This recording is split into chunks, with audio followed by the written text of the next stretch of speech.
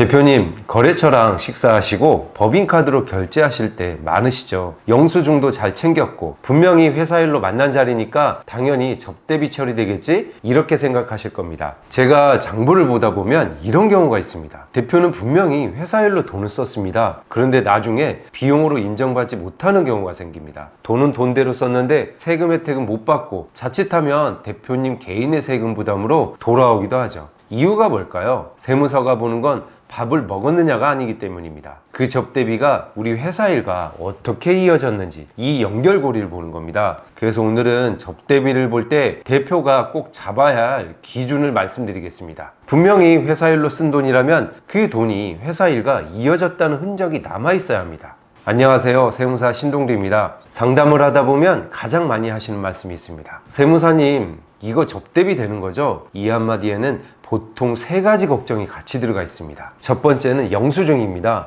영수증만 있으면 되는 거 아닙니까? 식당에서 결제했고 카드 전표도 있고 장부에도 올라갔으니 다 된 것처럼 보이죠. 하지만 영수증에는 가장 중요한 게 빠져 있습니다. 누구를 만났는지, 왜 만났는지, 그 자리에서 어떤 회사 이야기가 오갔는지, 이런 건 영수증에 안 남거든요. 저는 대표들께 영수증 뒷면에 짧게라도 메모를 남기시라고 조언해 드립니다. 이게 단순히 세무조사 소명용이 아닙니다. 이 메모들이 차곡차곡 쌓이면 결국 우리 회사가 어떤 사람들과 끈끈한 관계를 맺고 어떻게 성장해 왔는지 보여주는 가장 정확한 비즈니스 자산이자 영업 일지가 되기 때문입니다. 두 번째는 돈의 흐름입니다. 다른 비용은 개인 카드로 긁고 나중에 정산하잖아요. 접대비도 그렇게 하면 안 됩니까? 이렇게 묻는 대표들도 계십니다. 물론 개인 카드를 쓰고 정산할 수 있는 비용도 있죠. 하지만 법인 접대비는 다르게 보셔야 합니다. 상대방과 목적이 따라오는 돈이고 일정 금액을 넘으면 적격증빙까지 꼭 받아야 되거든요. 그래서 접대비는 처음부터 법인카드나 세금계산서로 남겨야 합니다. 법인카드로 결제하는 건 단순한 결제 수단 문제가 아닙니다. 회사 돈이 회사 일 때문에 나갔다는 그 출발점을 명확히 남기는 일이죠. 경영의 관점에서 보자면 대표님의 개인 주머니와 회사의 자금을 철저히 분리하는 첫 단추이기도 합니다. 회사가 커질수록 이 투명한 선긋기가 회사의 신뢰도를 높이고 훗날 리스크를 막아주는 단단한 방패가 됩니다. 세 번째는 돈의 성격입니다. 여기서 접대비와 광고 선전비가 갈립니다. 이 차이가 왜 중요하냐면요, 장부 계정만 달라지는 게 아니라 부가세 공제 여부가 달라지기 때문입니다. 접대비는 부가세를 돌려받지 못하지만 광고 선전비는 적격증빙만 갖춰지면 부가세 공제를 받을 수 있거든요.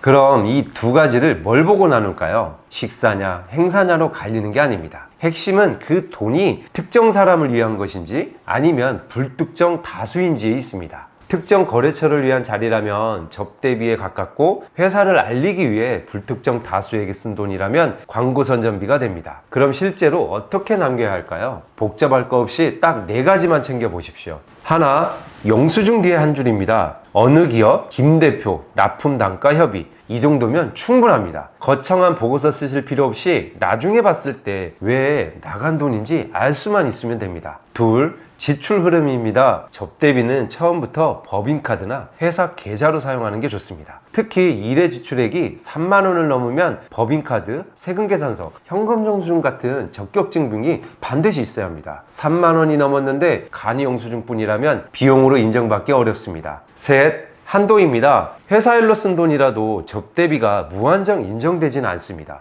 중소기업 기본 한도는 연 3,600만 원이고 여기에 매출액에 따라 한도가 더해지는 구조입니다. 기록이 있고 법인카드를 썼어도 한도를 넘은 부분은 비용으로 인정받지 못하니까 접대비는 연말에 몰아서 보는 게 아니라 평소에 쓰면서 관리하셔야 하는 돈입니다. 한도를 꼼꼼히 챙기시는 대표들은 단순히 세금 불이익을 피하려는 게 아닙니다. 우리 회사가 거래처와 관계 유지에 얼마의 예산을 쓰고 있고 그 비용이 성과 대비 적정한지 스스로 경영 효율을 점검하는 잣대로 삼고 계십니다. 넷, 돈의 성격입니다. 특정 거래처를 위한 자리였는지 불특정 다수를 향한 지출이었는지 한 번 더 점검해 보십시오. 만난 사람, 목적, 회사 돈의 흐름, 그리고 지출의 성격, 여기까지 남아 있어야 세무사 앞에서 이 접대비는 진짜 회사 일로 쓴 돈입니다, 이렇게 당당하게 말씀하실 수 있습니다. 그런데 대표님, 저는 장부를 볼 때 여기서 한 걸음 더 들어갑니다. 이 접대비가 세무서에 소명하기 위한 단순한 비용인지 아니면 회사에 진정으로 남는 돈이었는지를 보죠. 경영학의 거장 피터 드러커는 이런 말을 했습니다.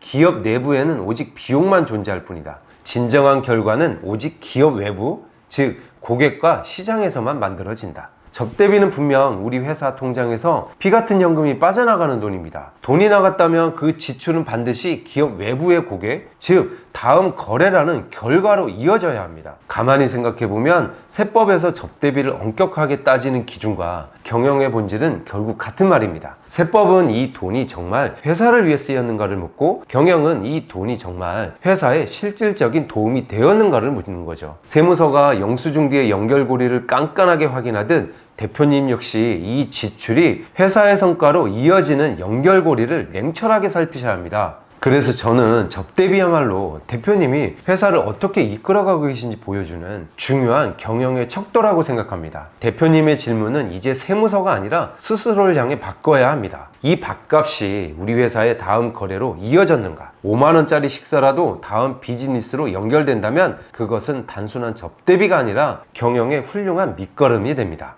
반대로 100만원을 쓴 비싼 자리라도 아무런 목적이나 결과 없이 끝난다면 어떨까요? 장부상 접대비로 인정받아 세금은 조금 줄였을지 몰라도 경영 측면에서는 그저 낭비된 돈에 불과합니다. 수많은 장부를 곁에서 지켜보며 가장 안타까운 순간이 바로 이런 경우입니다. 세금 몇 푼 아끼려다 정작 회사에 귀한 자본을 의미 없이 흘려보내는 셈이니까요.